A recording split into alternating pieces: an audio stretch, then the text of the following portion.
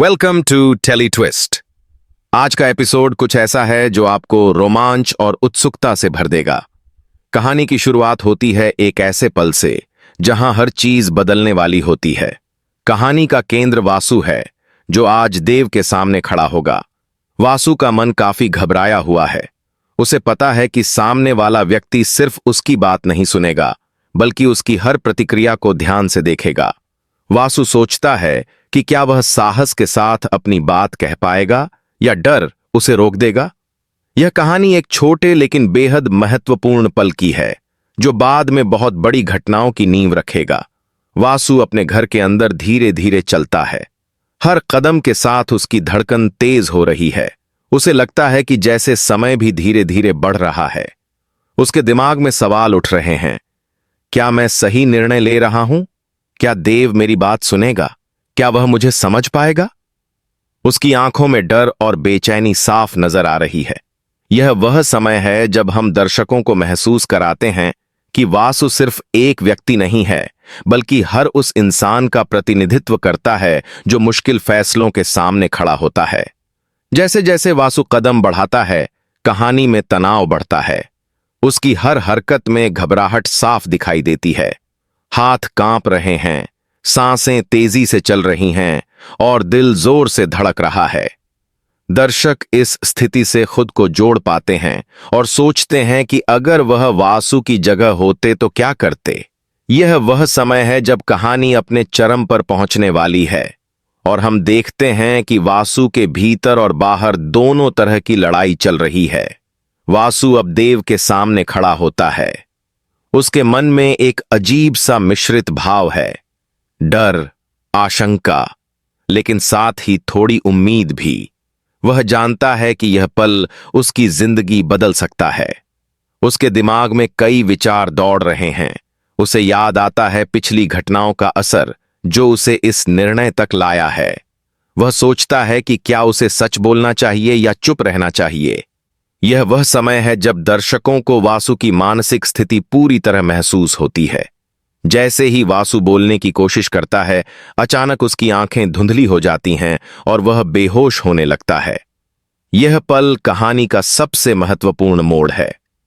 दर्शक सोचते हैं कि क्या वासु सही समय पर बोल पाएगा? क्या देव को उसकी हालत समझ में आएगी? या यह एक ऐसा पल है जो भविष्य की कहानी को पूरी तरह बदल देगा? यह वह क्षण है जिसमें भावनाओं की पूरी गहराई दिखाई देती है। अंत में यह हिस्सा दर्शकों को सस्पेंस में छोड़ता है। वासु का बेहोश होना कहानी में नई जटिलताओं को जन्म देता है। देव की प्रतिक्रिया, वासु का स्वास्थ्य और आगे होने वाली घटनाएं इस कहानी के अगले हिस्से में खुलेंगी। यह कहानी हमें यह दिखाती है कि कभी कभी छोटे पल भी हमारी जिंदगी में बड़े बदलाव ला सकते हैं। इस तरह कहानी का यह पहला हिस्सा दर्शकों को पूरी तरह से कहानी में जोड़ देता है। हर पल में रोमांच, डर और उत्सुकता बनी रहती है। वासु का संघर्ष और उसकी मानसिक स्थिति दर्शकों को भावनात्मक रूप से प्रभावित करती है।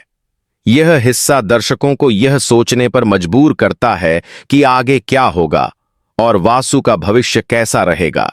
इस हिस्से में हम कहानी की भावनाओं और मानसिक स्थिति पर ध्यान केंद्रित करेंगे। वासु की हर हरकत और हर भावनात्मक प्रतिक्रिया कहानी की गहराई को बढ़ाती है। इस हिस्से में हम देखते हैं कि कैसे वासु का डर, घबराहट और चिंता उसे पूरी तरह से घेरे हुए हैं। वह अपने हाथों की हलचल, अपने तेज सांसों और अपने भीतर उठती भावनाओं से जूझ रहा है। यह कहानी सिर्फ घटनाओं का वर्णन नहीं करती, बल्कि वासु के अंदर के संघर्ष को दर्शाती है। वासु की घबराहट और डर उसकी आंखों, हाथों और शरीर की हर छोटी हरकत में दिखाई देती है। वह अपने भीतर उठती उथल पुथल को रोक नहीं पा रहा है। उसके दिल की धड़कन तेज हो रही है और वह खुद को संभालने की कोशिश कर रहा है। यह वह समय है जब दर्शक वासु के साथ भावनात्मक रूप से जुड़ जाते हैं। उनके मन में सवाल उठते हैं, क्या वासु खुद को संभाल पाएगा? क्या वह सही समय पर सही कदम उठाएगा? कहानी में वासु और देव के बीच का तनाव भी बढ़ता है। देव की मौजूदगी में वासु की घबराहट और भी गहरी हो जाती है। यह वह समय है जब कहानी में सस्पेंस अपने चरम पर होता है। दर्शक वासु की मानसिक स्थिति और उसके डर को महसूस कर सकते हैं।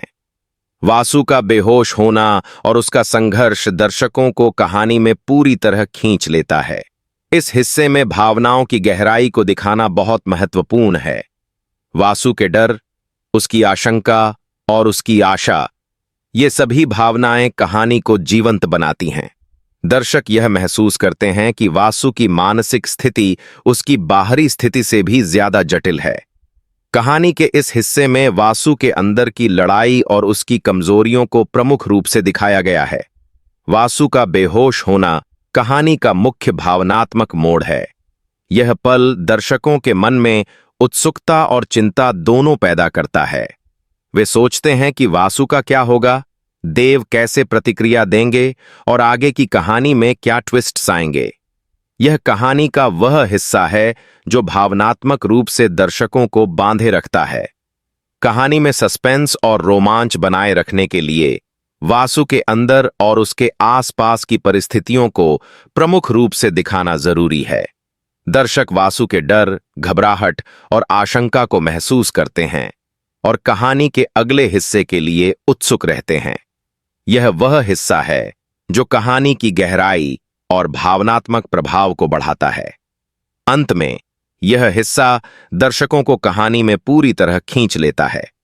वासु की मानसिक स्थिति, उसकी भावनाओं की गहराई और उसकी कमजोरियों का चित्रण कहानी को जीवंत बनाता है।